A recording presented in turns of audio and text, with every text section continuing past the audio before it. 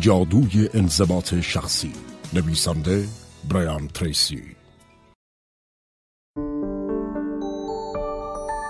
امروز میخوایم در مورد مزایای انضباط شخصی صحبت کنیم. انضباط شخصی یعنی توانایی اینو داشته باشید که احساسات خودتون رو کنترل کنید و بر ضعفاتون غلبه کنید. انضباط شخصی یعنی اراده داشته باشید و کاری رو که میدونید درسته انجام بدید. ممکنه اون کار خیلی سخت باشه و اصلا نخواهید سراغش برید، اما باید خودتون رو مجاب کنید که اون رو انجام بدید. اخیراً از طرف یک انتشارات با من تماس گرفتن.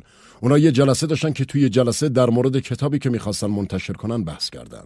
یکی از حاضرین گفت که در حال حاضر برای کتابی با موضوع انضباط شخصی یا کنترل احساسات و عواطف بازار خوبی وجود داره.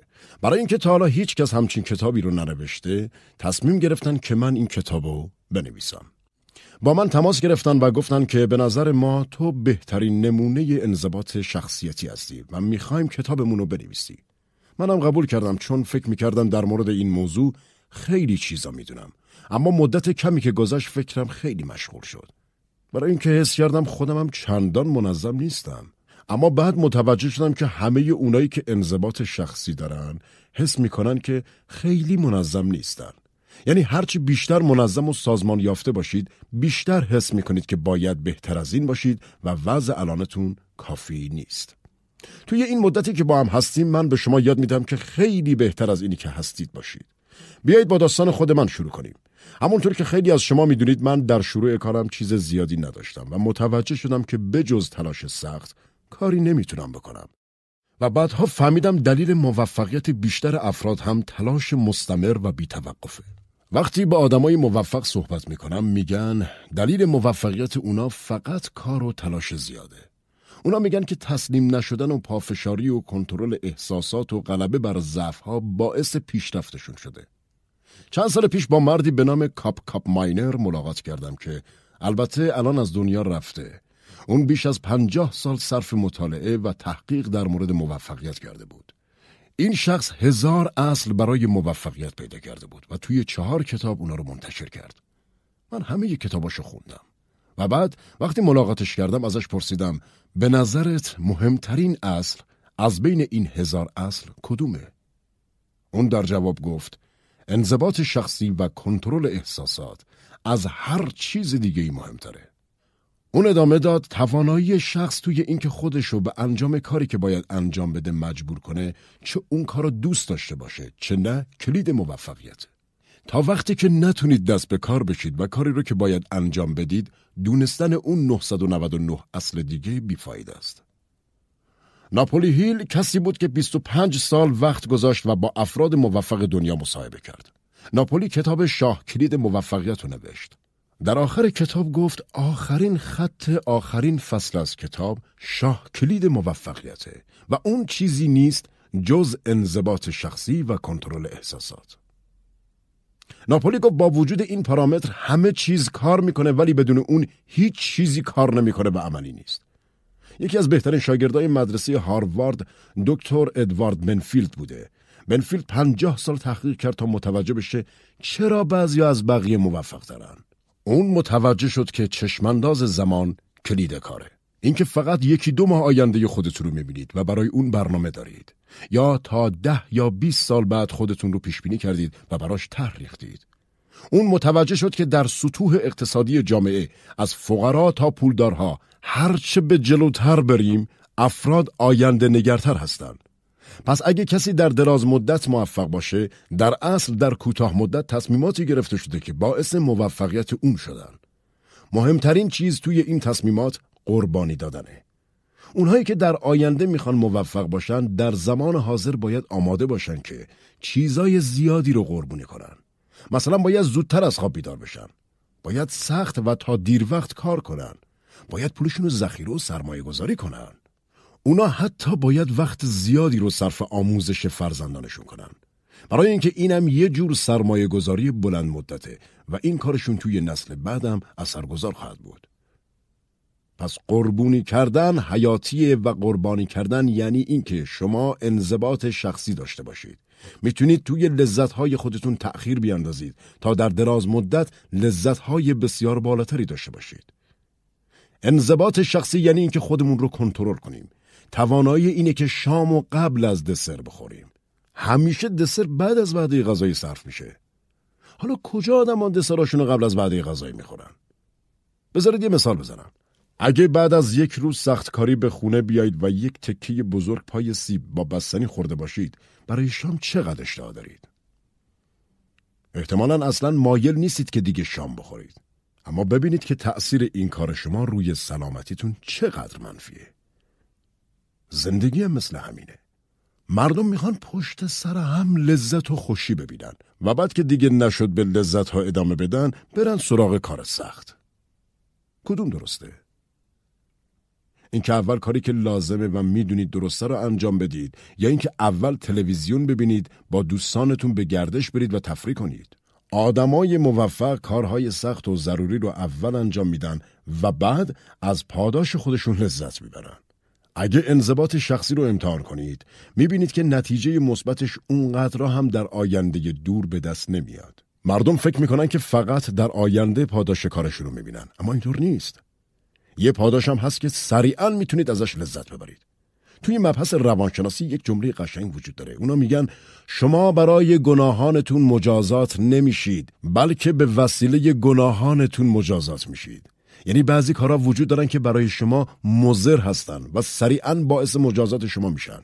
از طرف دیگه برای کارهای خوبی که انجام میدید پاداش میگیرید و این پاداش سریعاً بهتون داده میشه.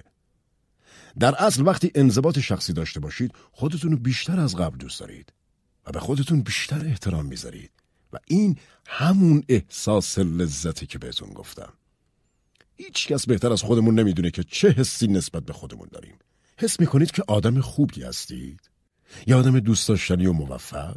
هر چی بیشتر خودتون رو دوست داشته باشید، واکنش و رفتارتون با بقیه هم بهتر میشه. از درون خوشحال میشید. همیشه وسوسه میشید که یه کار که براتون جذاب و راحت تره رو انجام بدید. ولی اگه شما خودتون رو مجاب کنید که کاری رو که لازمه و مهمه انجام بدید، از خودتون خوشتون میاد و تصور ذهنی که از خودتون دارید بهتر میشه.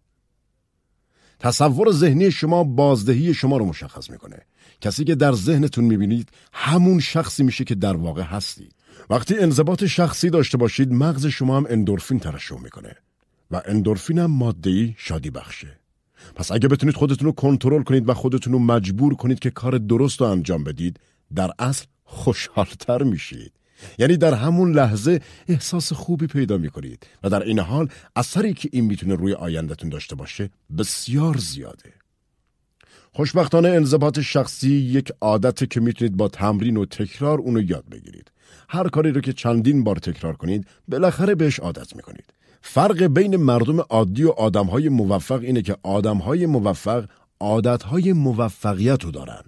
مهمترین عادت موفقیتی که دارن هم اینه که میتونن خودشونو مجبور به انجام کاری کنن که میدونن در اون زمان درسته. اگه بارها و بارها کاری رو تکرار کنید، اون کار در نهایت توی ضمیر ناخودآگاهتون نهادینه میشه. خیلی از آدما به میانبرها و راه حل‌های راحت عادت میکنن. پس در اصل به انجام کارهایی که برای آینده بلند مدتشون ضرر داره عادت کردن و هنگام انجام کارهای اصلی و شاید دشوار احساس بدی پیدا میکنن. پس اگه بتونید عادتهای خودتون رو عوض کنید، تمرین انضباط شخصی براتون راحت میشه. گوته فیلسوف آلمانی میگه هر چیزی قبل از اینکه راحت بشه سخته. پس عادت کردن به انضباط شخصی کار سختیه. باید صبور باشید برای اینکه گاهی اوقات شاید شکست بخورید. زندگی یک نبرده. هر روز صبح که از خواب بلند میشید از خودتون میپرسید میتونم فقط یک کم دیگه بخوابم؟ هر بار که به لیست کارهایی که باید انجام بدید نگاه میکنید، به خودتون میگید آیا باید از مهمترین کار شروع کنم یا از راحت ترین کار؟ هر روز باید با خودتون و تمایلاتتون بجنگید. اما هر بار که توی این جنگ میبرید احساس بهتری پیدا میکنید.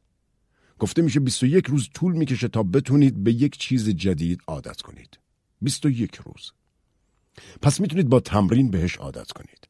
چند سال پیش یه مدیر بیزینس به اسم هاربرت گری مطالعات زیادی انجام داد و سرانجام پدیده‌ای رو کشف کرد که اسمشو گذاشت مخرج مشترک موفقیت. اما مخرج مشترک موفقیت چیه؟ هاربرت 11 سال صرف مصاحبه با مردم کرد و نتیجه رو توی جزوه ثبت کرد. این جزوه در طول چند سال دست به دست شد و من خلاصه اونو براتون میگم. مخرج مشترک موفقیت خیلی مفهوم ساده‌ایه. آدمای موفقی که هاربرت باشون حرف زده بود همشون عادت کرده بودن کارهایی رو بکنن که آدمای غیر موفق دوست ندارن انجام بدن. حالا سوال اینه که اون چه کاری هست که آدمای ناموفق دوست ندارن انجام بدن؟ جواب همون کاریه که آدمای موفق هم دوست ندارن اونا رو انجام بدن. اما به هر حال هر طور که شده اون کارو میکنن، برای اینکه میدونن انجام این کارها بهای موفقیته. یه کار ساده مثل ورزش، مثلا دویدن یا پیاده روی در اواخر روز. معلومه که آدما اینجور کارها رو دوست ندارن. اونا دوست ندارن عرق کنن و خسته بشن. اما بعضی هر طور شده این کارو میکنن، برای اینکه این هزینه‌ایه که برای خوش‌اندام بودن و سالم موندن باید داد. ریچ دواس مؤسس یکی از شرکت‌های بازرگانی بزرگه که الان حدود 5.3 بیلیون دلار میارزه. اون چندین سال پیش شروع کرد به فروش خانه به خانه کالاهاش. ازش پرسیدن چطور به سختی کارها غلبه کردی؟ خیلی سخته که یه بیزینس اینطوری رو ایجاد کنی. اون در جواب گفت توی زندگی کارهای زیادی هست که مایل به انجام اونا نیستی.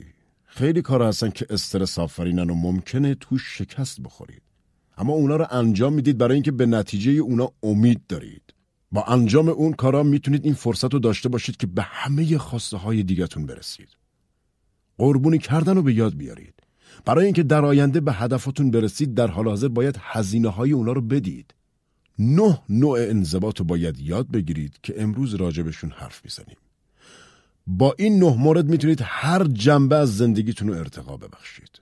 بذارید یه قانون رو بهتون یاد بدم.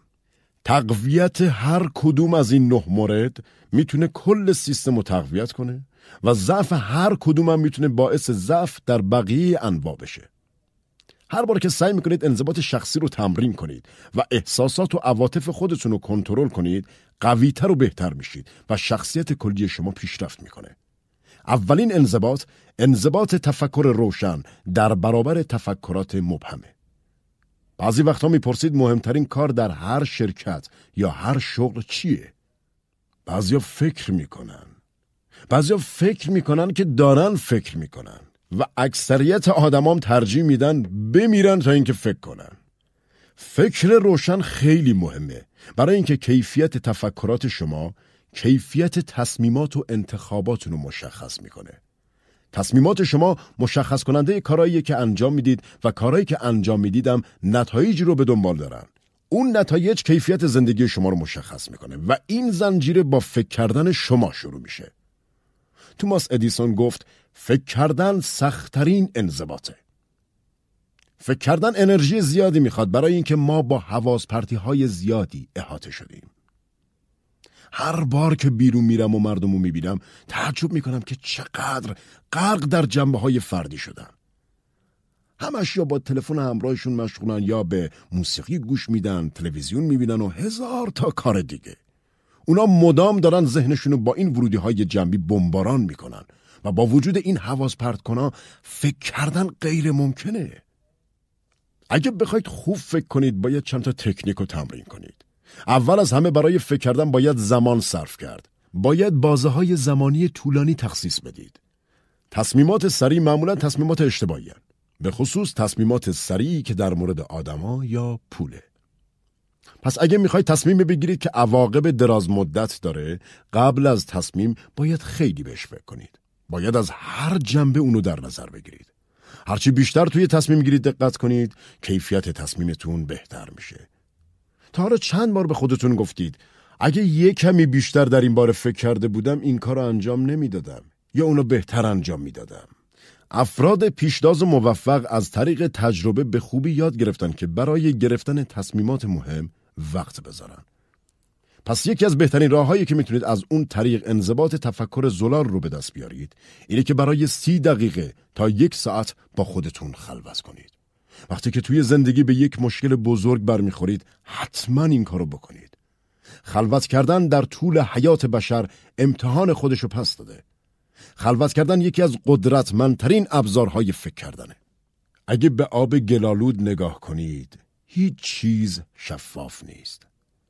اما اگه کمی زمان بدید که آلودگی‌های آب ته‌نشین بشن میتونید آب زلال رو ببینید. این اتفاقیه که وقتی با خودتون خلوت کنید براتون میفته. اگه در سکوت بنشینید و هیچ مزاحمتی هم براتون ایجاد نشه، که البته برای چند بار اول خیلی سخته، ظرف 25 تا 30 دقیقه ذهنتون آروم میشه و راه حل اون مشکلی که دارید روش کار میکنید خودش به ذهنتون میاد. این مثل یک معجزه است. در اصل با تمرین خلوت کردن ضمیر ناخودآگاه و الهامات خودتون رو فعال میکنید. زوایای اون مشکلی که داشتید ناگهان براتون روشن میشه و میفهمید دقیقاً چه کاری باید انجام بدید. یک چیز جالب راجع به انزوا و خلوت کردن میدونم. هر کسی که این کارو امتحان کرده خیلی راضی بوده و اگه شما تا به حال اونو امتحان نکردید فقط یک بار امتحانش کنید تا خودتون متوجه بشید. اگه میتونید 1 ساعت وقت بذارید و با خودتون خلوت کنید، به ذهنتون اجازه بدید که آروم بشه تا اتفاقات شگفت‌انگیزی که براتون پیش میاد و ببینید.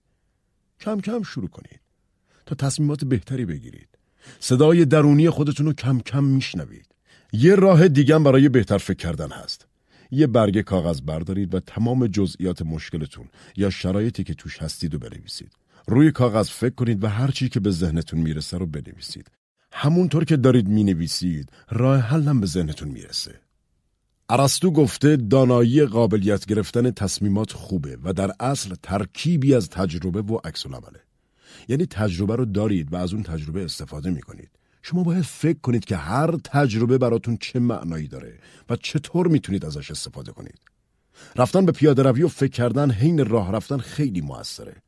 به پیاده روی برید و البته هدفون هم با خودتون نبرید. به موسیقی یا چیز دیگه گوش ندید. فقط راه برید و فکر کنید. میتونید درباره مشکلتون با کسی که بهش اطمینان دارید صحبت کنید. جزئیاتو بهش بگید و ازش بخواید که راهنماییتون کنه. از خودتون بپرسید که فرضیاتتون چیه؟ شاید چیزی رو در مورد شرایط به عنوان پیشفرض پذیرفتید که اصلاً درست نباشه. اغلب توی بیزینس هایی که به مشکل برخوردن و ازم کمک میخوان میپرسم که فرضیات اصلی شما چیه؟ فرض اصلی میتونه این باشه که برای محصول ما یک بازار خیلی بزرگ وجود داره، اما حقیقت میتونه این باشه که اونقدر هم بازار خوبی نداشته باشید. شاید کالاهای دیگه‌ای با قیمت‌های بهتر رقیب شما باشن. شاید ذائقه مشتری‌ها عوض شده و شما اونو در نظر نگرفتید. قبول این برای بیزینس ها سخته که 80% تولیدات شما دیر یا زود منسوخ میشن و باید فکر جدیدی بکنید. به این فکر کنید که اگه فرضیاتتون اشتباه باشن چی میشه؟ اون وقت چی کار میکنید؟ کلید خوب فکر کردن اینه که از انجام کاری متفاوت نترسید. نترسید که همه فرضیاتتون اشتباه باشن. جرأت مقابله با هر چیزی رو داشته باشید و این احتمال که تا الان در حال اشتباه بوده باشید رو در نظر بگیرید. این باعث میشه که ذهنتون باز بشه و بتونید همه احتمالاتی که قبلا نمیدیدید رو ببینید. پس به خاطر داشته باشید اولین انضباط تفکر زلاله که موفق ترین و خوشحال ترین و پولدارترین آدما در جامعه ما از اون استفاده میکنن. انضباط دوم، انضباط تعیین اهداف روزانه است. انضباط تعیین اهداف روزانه میتونه زندگیتون رو عوض کنه. این انضباط میتونه انقلابی توی زندگیتون به وجود بیاره. پس از اهمیت اون غافل نشید. تمرکز لازمه موفقیته. بعضی مهارت‌ها توی رسیدن به موفقیت به کمک میکنن، اما تمرکز ضروریه. باید روی هدفتون تمرکز کنید. اگر نتونید متمرکز بشید، پس باید برای شخص دیگه کار کنید که شما رو وادار کنه روی کاری تمرکز کنید. با تعیین هدف میتونید روی اون هدف متمرکز بشید و اونو به دست بیارید. با تمرین میتونید به تمرکز عادت کنید. در بحث انضباط تعیین اهداف روزانه از خودتون بپرسید که واقعا میخواید با زندگیتون چه کاری انجام بدید؟ واقعا از زندگیتون چی میخواید؟ به جوابش فکر کنید. خیلی‌ها برای این سوال جواب روشنی ندارن، برای اینکه اونا سرگرم مشکلات زندگیشون شدن و هدفو گم کردن.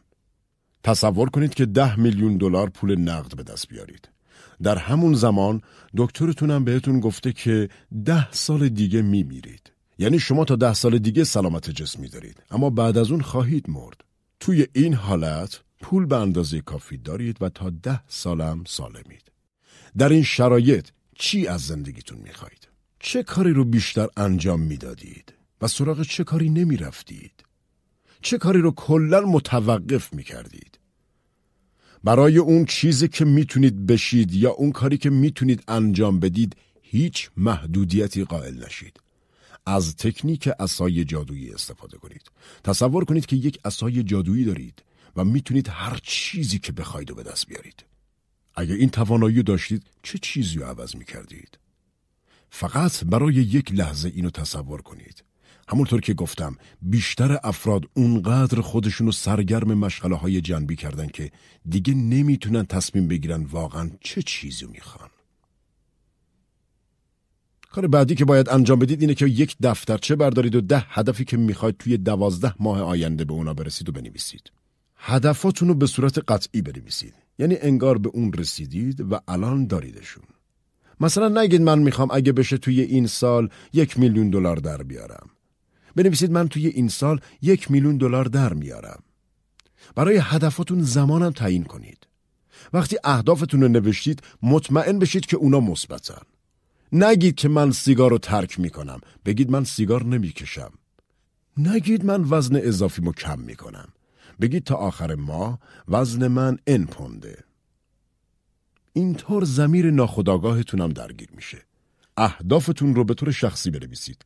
بگید من و به خودتون اطمینان داشته باشید. پس 10 هدف برای خودتون بنویسید. میتونید تعداد هدفاتون رو تا 50 تا اضافه کنید، اما هیچ وقت کمتر از 10 تا نشه. ضمیر ناخودآگاه شما قدرت خیلی زیادی داره، پس روش کار کنید. هر روز اهدافتون رو بازنویسی کنید. من هر روز صبح قبل از اینکه کارمو شروع کنم نقشه روزانه‌مو میکشم و 10 هدفم هم مینویسم. بعضی وقتا نقشه‌هام و کارهایی که روز قبل انجام دادم هم مینویسم. گاهی اوقات برای خودم یادآوری مینویسم که کاری رو فراموش نکنم، اما نوشتن 10 هدف جز ثابت این کاره.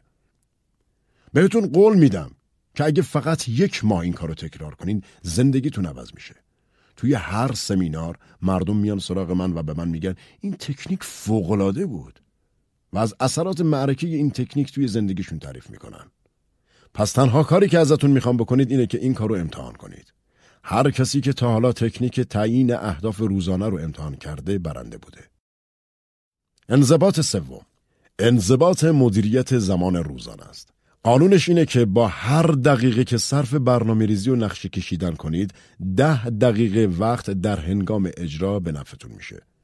پس به خودتون یاد بدید که قبل از اینکه روز کاری خودتون رو شروع کنید راجع به اون برنامه‌ریزی کنید و این کار زمان زیادی براتون صرفه‌جویی میکنه. با توجه به تحقیقات بازدهی شما رو هم 25 تا 50% افزایش میده.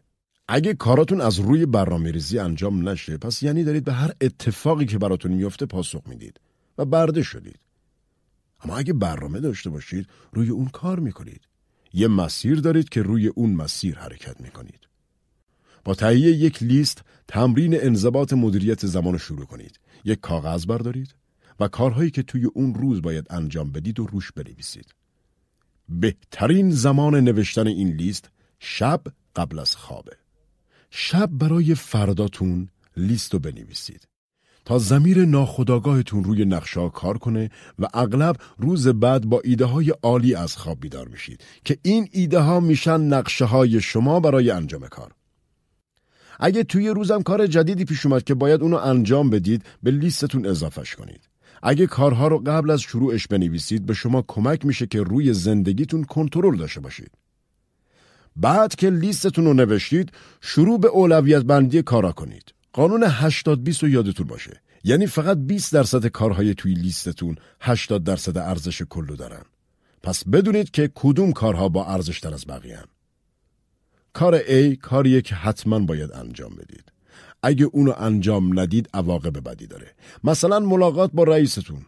کار نوع B کاریه که باید اونو انجام بدید. اما اگه نشد عواقبش از کارهای A کمتره. مثلا چک کردن ایمیل و غیره.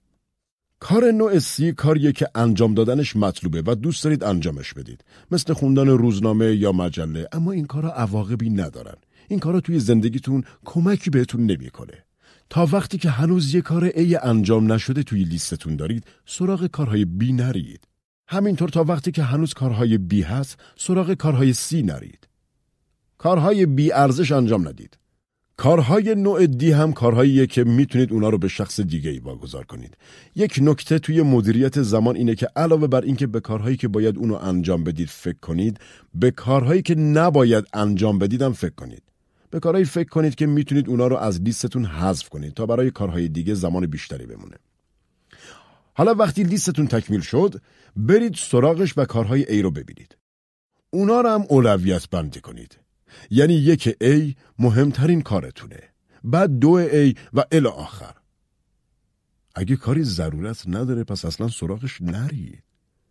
این سخت‌ترین انضباطیه که باید اونو یاد بگیرید. پس باید سعی کنید که روی کار یک A خودتون تمرکز کنید و اونو انجام بدید تا وقتی که 100% کامل بشه. اگه هر روز با یه لیست شروع کنید که اولویت بندی شده و از مهمترین کار توی لیست شروع کنید، زندگیتون از این رو به اون رو میشه. اندورفین توی بدن شما ترشح میشه و باعث میشه حس خیلی خوبی داشته باشید.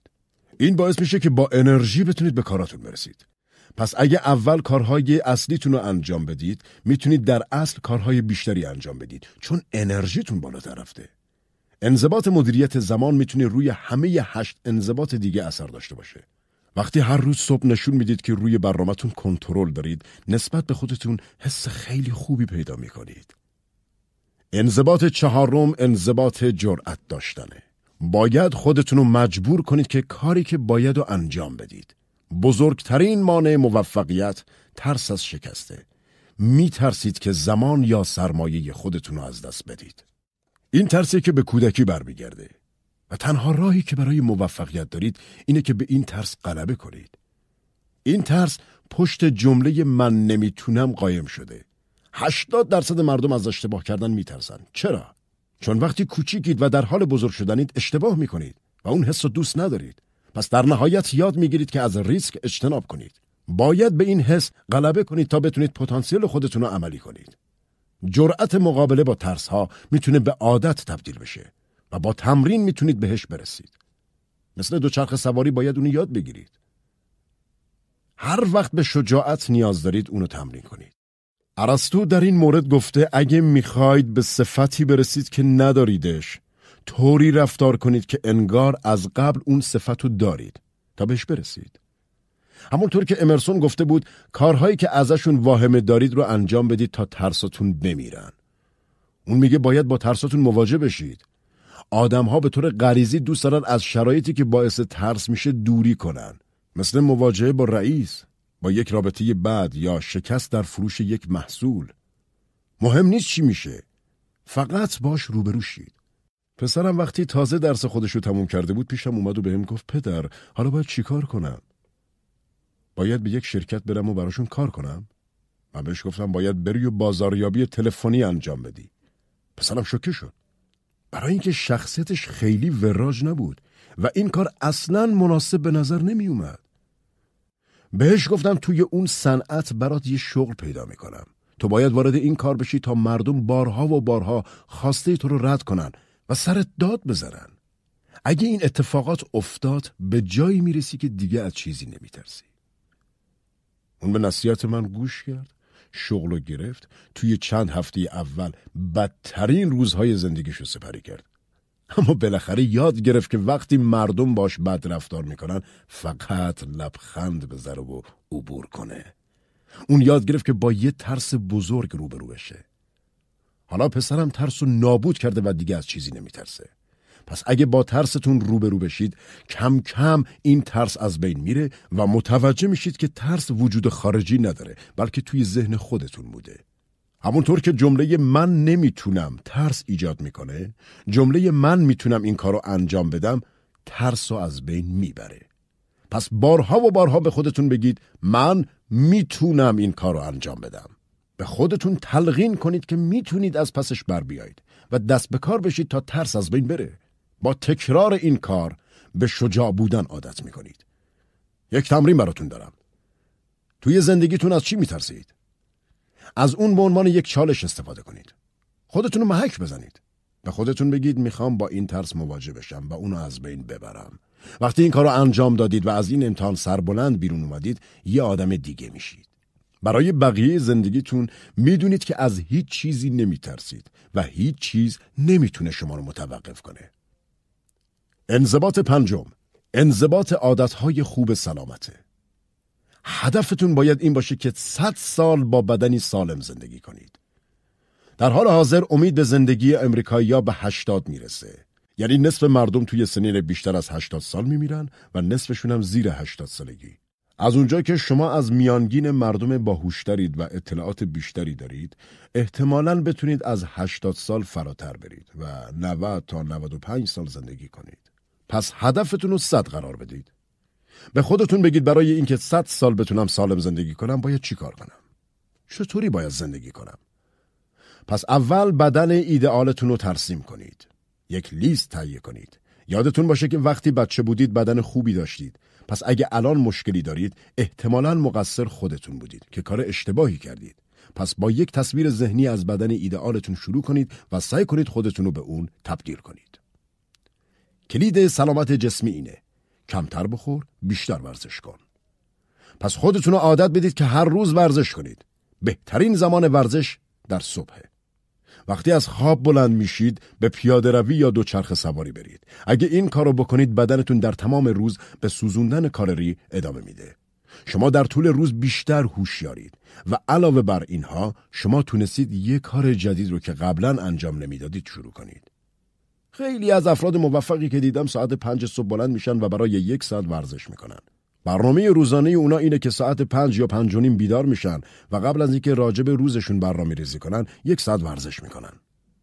اگه بتونید خودتون رو به این کار عادت بدید زندگیتون تغییر زیادی میکنه. جالبه بدونید که اگه صبح ورزش کنید مغزتون هم اندورفین ترشح میکنه که همونطور که گفتم باعث شادی شما میشه و شما رو خلاق‌تر میکنه. اینطوری برای کار خیلی مشتاق‌تر میشید. پس ورزش روزانه حالت جسمی و روحی شما رو بهبود میبخشه. برای اینکه از شر وزن اضافی که شاید داشته باشید خلاص بشید، 3 سم سفید رو از رژیم روزانه‌تون حذف کنید. اولین سم سفید هر چیزی هست که توش آرد سفید باشه. دومی شکره. شکر و هر چیزی که حاوی شکر رو حذف کنید. دسرها، کیک‌ها، نوشیدنی‌های مثل نوشابه.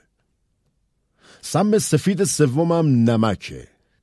دیگه سر سفره نمک پاش نیارید. چند وقت پیش یکی از دوستامو دیدم که خیلی لاغر شده بود. گفتم چیکار کردی که به این سرعت وزنت کم شده؟ گفت من هر کاری که هست رو امتحان کردم. اما کاری که بهتر جواب داد نخوردن سم سفید 3 بود.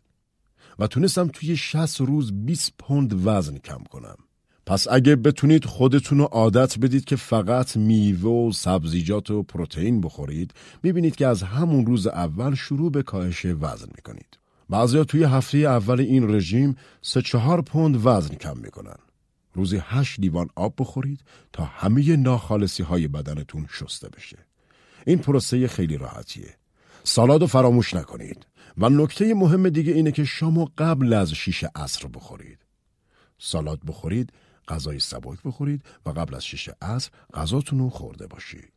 بدنتون هر چیزی که بعد از 6 عصر بخورید و ذخیره میکنه. هر چیزی که قبل اون بخورید سوخته میشه. یک شام سبک مثل سالاد اونم قبل از ساعت 6 خیلی خوبه. یک نکته دیگه راجع به سلامت بهتون بگم.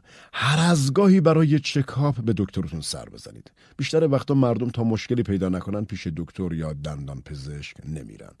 این سیاست اشتباهیه. به خصوص این که اگه سن شما بالای 40 سال باشه باید هر سال یه چکاپ کامل داشته باشید. سالی 2 بار باید دندوناتون رو چک کنید. بی خود بهونه نیارید و کاری که درسته رو انجام بدید. انضباط ششم، انضباط سرمایه گذاری و ذخیره سرمایه.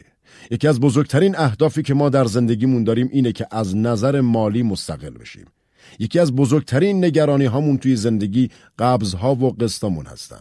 بزرگترین ترسی که توی زندگی داریم ترس از فقره، یعنی به جایی برسیم که دیگه پولی نداشته باشیم. استقلال مالی باعث رضایت شما میشه. پس یکی از اهدافتون رو استقلال مالی قرار بدید. تصمیم بگیرید که از زیر بار قرضها خارج بشید. من با آدمای بیشماری کار کردم که از صفر شروع کردن و در نهایت تونستن به استقلال مالی برسن. همه اونا از بدهی متنفر بودن. یکی از دوستام توی 16 سالگی در یه فروشگاه شغل پیدا کرد. اون فروشگاه به کارمنداش وام میداد. دوستم وام زیادی گرفت و مقداری لوازم برای خونش خرید. برای این کار وقتی که هنوز به دبیرستان میرفت $25,000 زیر قرض رفت. امروز اون 62 سالشه و هنوز زیر قرضه. اون دیگه نتونست از قرض خلاصی پیدا کنه. هر بار که بدهیشو صاف میکرد میرفت و باز پول قرض میکرد و یه چیز دیگه میخرید. هیچ وقت هم نتونست کاری رو که میخواد انجام بده. پس کار شما اینه که برای خروج از قرض برنامه ریزی کنید. یک نکته جالب براتون میگم که از یکی از باهوشترین مدیران مالی که تا حالا دیدم یاد گرفتم. اون به من گفت وقتی ما جوونیم پولو مساوی با لذت میدونیم. میریم و با پولمون تنقلات میخریم یا هر چیزی دیگه‌ای که باعث بشه احساس خوب پیدا کنیم. حالا که بالغ شدیم هم وقتی پول به دست میاریم به این فکر میکنیم که پولمون رو صرف چیزی کنیم که باعث خوشحالیمون بشه. مثلا به سفر میریم و توی خیابونا ولخرجی میکنیم. اما این باعث میشه که کلی پول هدر بدید. پس باید عادتتون رو عوض کنید. یعنی به جای این که بگید من دوست دارم پولمو خرج کنم، بگید دوست دارم پولمو سرمایه گذاری کنم. بعد به این فکر کنید که چقدر لذت بخشه که بدونید توی حساب بانکیت پر پوله. ایده رسیدن به استقلال مالی چقدر براتون جذابه. وقتی عادت کردید که با ذخیره کردن پول خوشحال بشید، دیگه ولخرجی نمی کنید. قانون رسیدن به استقلال مالی و سرمایه گذاری اینی که 10 تا 20% درآمدتون رو ذخیره کنید. و همونطور که درآمدتون زیاد میشه، مقدار بیشتر و بیشتری ذخیره میکنید. مثلا پولتون رو توی سهام سرمایه گذاری کنید و نگران بالا و پایین بازار سهام هم نباشید. توی امریکا میانگین افزایش ارزش سهام‌ها هر سال حدود 10%. پس باید درصدی از درآمد ماهیانتون رو سرمایه گذاری کنید. بیشتر مردم برای اینکه هنوز زیر بار قرض هستن این بخش مهم رو نادیده میگیرن. عادت کنید که حداقل 1% درآمدتون رو ذخیره کنید. مثلا اگه در ماه $2,000 در میارید، $20 ذخیره کنید. به بانک برید، یه حساب باز کنید و اون $20 رو توی اون بذارید. به خودتون یاد بدید که با اون 99% دیگه زندگی کنید. وقتی تونستید با اون 99% زندگی کنید، 1% ذخیرتون رو به 2% برسونید. این مقدار رو به مرور زیاد کنید. در طول 1 سال عادت میکنید با 85 تا 90% درآمدتون زندگی کنید و مابقی رو ذخیره کنید. حتی میتونید از بانک بخواید که خودکار این مقدار رو از حساب حقوقتون برداره تا اصلا اونو نبینید. به زودی عادت میکنید که با مقدار پول کمتری زندگی کنید و تفکرتون رو از فکر من از پول خرج کردن لذت میبرم به من از ذخیره پولم لذت میبرم تغییر بدید. یک نکته کلیدی در ذخیره پول اینه که اگه قصد خرید بزرگی دارید از اون منصرف بشید یا حداقل اون خرید رو به تأخیر بیاندازید. اگه میخواید یه ماشین بخرید یا یه سیستم صوتی جدید بخرید یا هر چیز دیگه‌ای، برای 30 روز بهش فکر کنید. توی خیلی از موارد از تصمیمتون منصرف میشید یا اگه نشید حداقل تصمیم بهتری میتونید بگیرید. یه کار خیلی خوب که میشه انجام داد اینه که به جای جنس نو یه کالای دست دوم بخرید. میدونید که میلیونرها هیچ وقت ماشین‌های نو نمیخرن؟ با توجه به تحقیقات استمی و دنکا، میلیونرها همیشه ماشین‌هایی میخرن که 2 سال از تولیدشون گذشته باشه. اینطوری مقدار خیلی کمتری هزینه میکنن و مابقی پول رو سرمایه گذاری میکنن تا هی زیاد و زیادتر بشه. اگه ماشین‌های دست دوم بخرید و چند سال ازشون استفاده کنید تا فرسوده بشن و بعد ماشین جدیدی بخرید، همین پولی که ذخیره کردید میتونه شما رو پولدار کنه. اگه پول ذخیره شده رو سرمایه گذاری کنید، تا زمان بازنشستگیتون به صدها هزار دلار تبدیل میشه. اگه میخواید جایی سرمایه گذاری کنید، قبل از سرمایه گذاری خوب تحقیق کنید. یکی از دوستان میگه 2/3 سرمایه گذاری اینه که از اشتباه دوری کنی. یعنی 2/3 موفقیت توی سرمایه گذاری اینه که مراقب باشی سریع تصمیم نگیری یا تصمیم اشتباهی نگیری. اگه میخوای توی چیزی سرمایه گذاری کنی، قانون اینه که همون قدر که وقت میذاری تا پول در بیاری، وقت بذار تا جای مناسبی برای سرمایه گذاری پیدا کنی. اگه سریع تصمیم گیری کنی، اغلب تصمیم اشتباهی گرفتید. فقط توی زمینه‌هایی که اطلاعات داری سرمایه گذاری کنید. نباید پولتون رو از دست بدید. یه ضرب المثل ژاپنی میگه پول درآوردن مثل کندن شن و ماسه با یه ماهیتاب است. اما پول خرج کردن و از دست دادن پول مثل آب خوردنه. خیلی راحت میشه پول از دست داد، اما درآوردنش خیلی کار سختیه. یه انضباط دیگه اینه که تا میشه پول نقد پرداخت کنید. همه کارت های اعتباریتون رو دور بیاندازید و فقط یکیشون رو نگه دارید. از اون یکی هم فقط وقتی مجبورید استفاده کنید. وقتی پول نقد بدید، مخارجتون دستتونه و به شما کمک میشه که کمتر خرج کنید. دلیل اصلی ذخیره پول اینه که این کار به شما 2 چیز میده. اول آزادیه. میدونید توی بانک پول دارید. اگه از شغلتون خوشتون نیاد، میتونید ولش کنید برای اینکه توی بانک پول دارید و این پشتوانه شماست.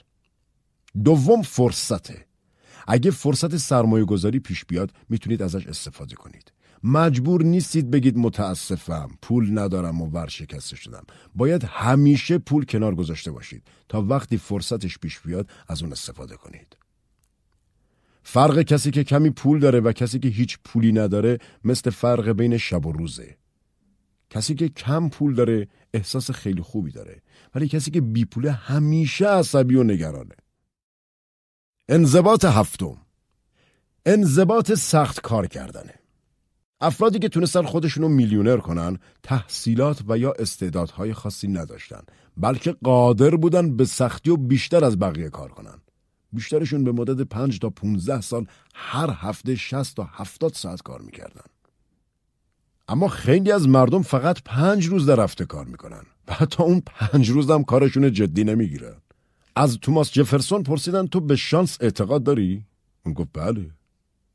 هرچی بیشتر کار کنم شانس بیشتری دارم. پس هرچی بیشتر کار کنید خوش شانس ترین، چون که فرصتهای بیشتری پیدا میکنید و درای بیشتری به روتون باز میشه. در امریکا میانگین ساعت کاری در هفته 32 ساعته. در فرانسه میانگین 35 ساعته.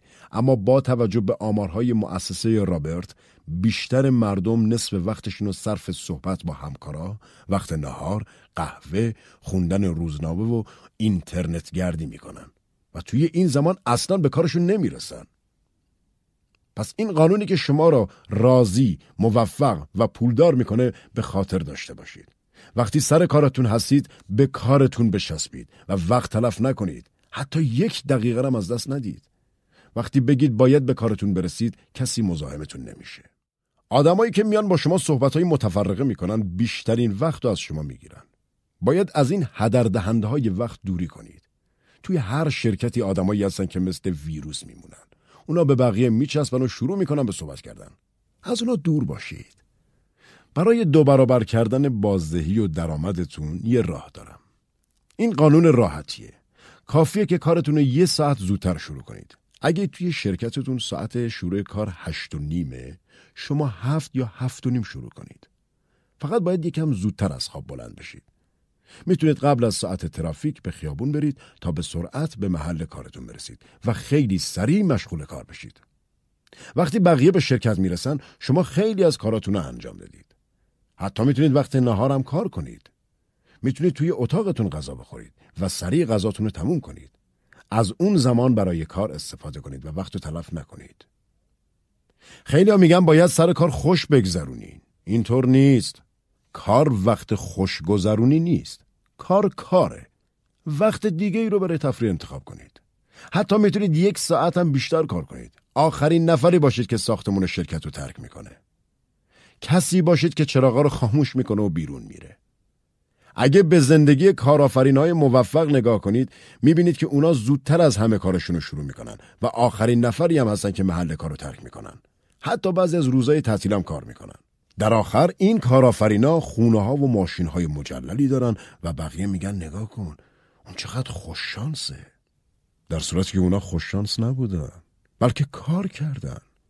وقتی 1 ساعت زودتر برید هیچ کس مزاحمتون نیست. و توی اون 1 ساعت به اندازه 2 ساعت معمولی میتونید کار کنید. وقتی دور و برتون پر آدمه، بازدهیتون کم میشه. توی محل کار از خودتون بپرسید که بهترین استفاده از زمان چیه. پس همون کارو بکنید و سعی کنید حواستون پرت نشه. به خودتون بگید من باید به کارم برگردم. انضباط 8. انضباط یادگیری بی‌وقفه است. اگه میخواید بیشتر درآمد داشته باشید، باید بیشتر یاد بگیرید. اگه میخواید درآمدتون بیشتر بشه، باید مهارت‌های جدیدی یاد بگیرید که این کارو ممکن کنه. سعی کنید بیشتر مطالعه کنید. صبح و بعد از ظهر 1 ربع کتاب بخونید. این میشه هفته 1 کتاب، یعنی سالی 50 تا کتاب. به طور میانگین افراد بزرگسال کمتر از 1 کتاب در سال مطالعه دارن. اگه سالی 50 تا کتاب مرتبط با کارتون بخونید، مساوی اینه که سالی 1 مدرک PhD بگیرید. با مطالعه زیاد میتونید به یکی از بهترین های رشته کاریتون تبدیل بشید و درآمدتون هم به تپ بالا میره. توی ماشینتون به CD و کتاب‌های صوتی گوش بدید، مثل کاری که همین الان میکنید. یه شخص به طور متوسط سالی 500 تا 1000 ساعت رانندگی میکنه. این میشه هفته 40 ساعت یا 2 ترم دانشگاه. اگه توی ماشینتون به CD های آموزشی گوش بدید، اطلاعات خیلی مفیدی به دست میارید و علاوه بر اون به سمینارها برید. با 1 ساعت شرکت در سمینار میتونید به اندازه 1 سال تجربه کسب کنید. آدمای زیادی رو دیدم که با ایده های جدید از سمینار خارج شدن و تونستن درآمدشون رو چند برابر کنن.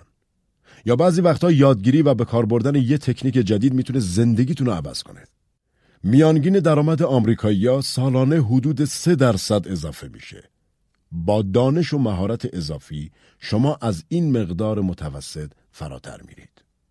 مثلا اگه با افزایش مهارت و دانشتون بتونید سالی 10% درآمدتون رو اضافه کنید، در طی 7 سال درآمدتون 2 برابر میشه. اگه سالی 25% بتونید درآمدتون رو اضافه کنید، در طی 2 سال و 8 ماه درآمدتون 2 برابر میشه. پس به خاطر داشته باشید که هرچی بیشتر یاد بگیرید بیشتر در میارید. فواید یادگیری مستمر میتونه زندگیتون رو عوض کنه. انضباط آخر، انضباط ثبات قدمه. این مهمترین مورده.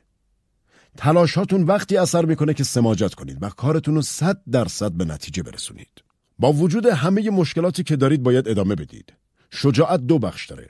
بخش اول شجاعت شروع کاره. با وجود اینکه موفقیت تضمین شده نیست، شجاعت داشته باشید که دست به کار بشید.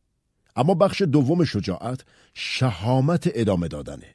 باید با وجود خسته شدن و ناامید شدن ادامه بدید.